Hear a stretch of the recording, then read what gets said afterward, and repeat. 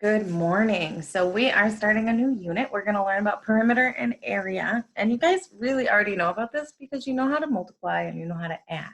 And that's basically all we're figuring out with perimeter and area is multiplying and adding. So I am excited to get started on this. Of course, you always have the show what you know page. And this you do on your own. I'm not doing any of it with you. I want you to do it on your own. It's a practice. And you always have to do the purple problem at the bottom. This next page, the vocabulary builder, we are going to do together. But first, I want to look at the actual vocabulary we have. So we have 8 new words. And I think not all of them are new for you. And actually, some of them are from our last unit as well. Our first word is area. And area is the amount of space inside a flat place. So think about like the area of maybe the rug in your kitchen, right? It's not that big. Maybe it's 2 by 4 feet. Like that's not very big. Or the area of the floor in the classroom. That's the entire floor. Our next word is centimeter, and centimeter is the opposite of an inch. So the inch is our regular unit, and the centimeter is the English unit, and it's smaller than an inch. All right, the next one is inverse operations, and inverse operations is just the opposite of whatever you're doing. So if I'm adding, what's the opposite of adding? Subtracting. If I'm multiplying, what's the opposite of multiplying? Dividing, right? And then we have length, which we know what length is, how long something is. And perimeter is the outside of something. We want to measure just the outside. We're not measuring the inside, we're just measuring the outside and how long that is. It's like when you're trying to put up a fence and you need to figure out how much fence do I need to keep my horses in. That's what perimeter is trying to figure that out. Rectangle, you guys know what a rectangle is, right? It's got right corners on the side. 2 of the sides are the same length. All right, our next one is square unit and unit square. Now, this one's a little tricky, so I'm going to go to the next page just to make sure I do this the right thing. So a square unit is a unit used to measure an area such as a square foot, square meter, and so on. So a square unit is just what we're using to measure. So if I want to measure how much area my phone has, not very big, so I would use square inches, okay? And that's just how I would measure it. I'm not measuring it in feet because I don't need to measure it in feet. It's a lot smaller than that. And so a unit square is a square with a side length of 1 unit. It's kind of like a unit fraction. A unit fraction has a 1 on the top. A unit square is just 1 unit. So it's 1 inch, or it's 1 yard, or it's 1 foot. Okay. So let's go ahead and dive right into the vocabulary. And you guys know how to do these. We do them all the time, right? And we have a Venn diagram. This has been our thing lately. We're comparing and contrasting our words. So it wants us to compare and contrast perimeter and area. And we already know that perimeter is measuring the outside of something and area is measuring the inside space, right? So we need to figure out which one of these check mark words go where. So let's look at the check mark words first. We have the word length, unit, width, square unit, and unit square. Okay, so we will not be using square unit or unit square in perimeter because that's a square of space, right? So if we're not going to use it for perimeter, because perimeter is just the outside, we don't need a square of space for that. We just need to take a ruler and go. We're going to put that in area. So let's just start with that and put that in area. So we got square unit and unit square. Okay, so those are 2 are gone. And then we have just regular unit and width.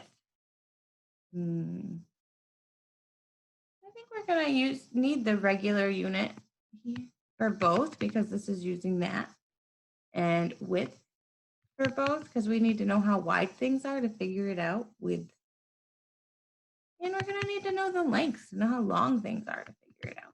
Now, you guys don't know how to find these yet, but we'll figure it out together, okay? So we've used all of our check mark words, and now we need to use the rest of our words and fill in our understanding vocabulary part. I'm going to clear the drawing. Sorry, I know that was awfully quick. And let's just look at the rest of our vocabulary words. We got a ton of review words. We got addition. We know what that is. An array. We know what that is too.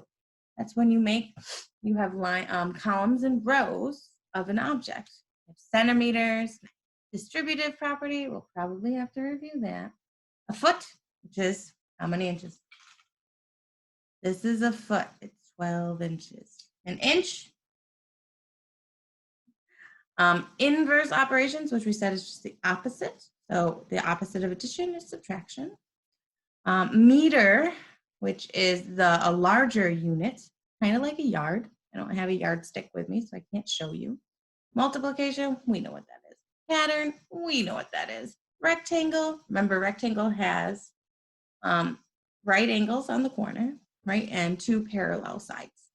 And repeated addition, that's like multiplication. We got this. And then we have area and perimeter. These are our new words. So let's answer the questions, see if we can figure this out. The distance around a figure. Now, which one was that where we measured around the outside?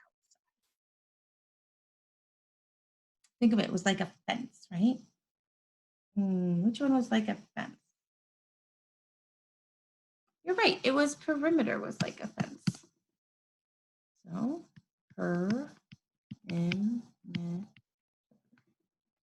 okay, the blank is the measure of the number of unit squares need to cover a surface. So that is measuring the space inside something.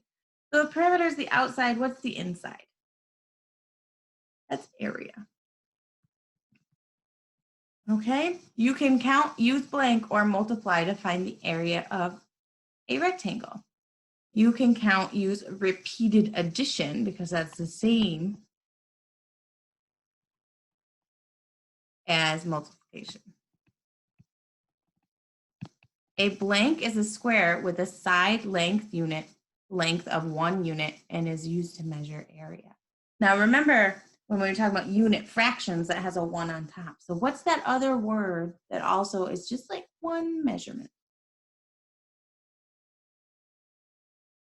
Let's see, it's going to be at the top of our list because we can't see it from where we are. Is it going to be, no, it's at the bottom. Is it going to be square unit or unit square?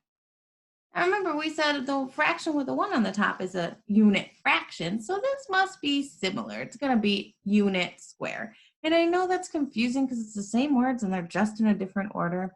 And remember, that is okay if you get confused, right? This is new. We'll figure it out. And even I had to learn this when I taught this last year. I didn't know the difference. We're doing a unit square.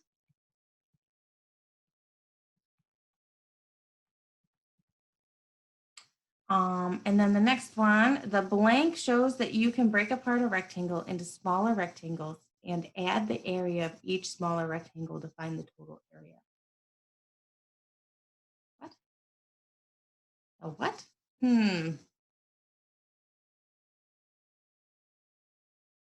Let's see what we got going on here. I don't know if I know this one.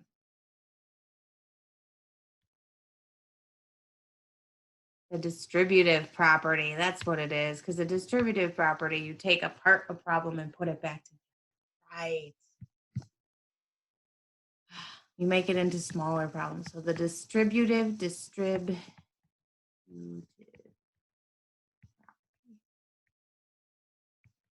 shows that you can break apart the rectangle into smaller rectangles to figure out the answer. Just like with the distributive property and a multiplication sentence, you can break apart the multiplication sentence, make 2 smaller ones, and you can still solve. All right, guys, that's our intro today. You're going to have to take Show What You Know online, and I'll see you later. Bye.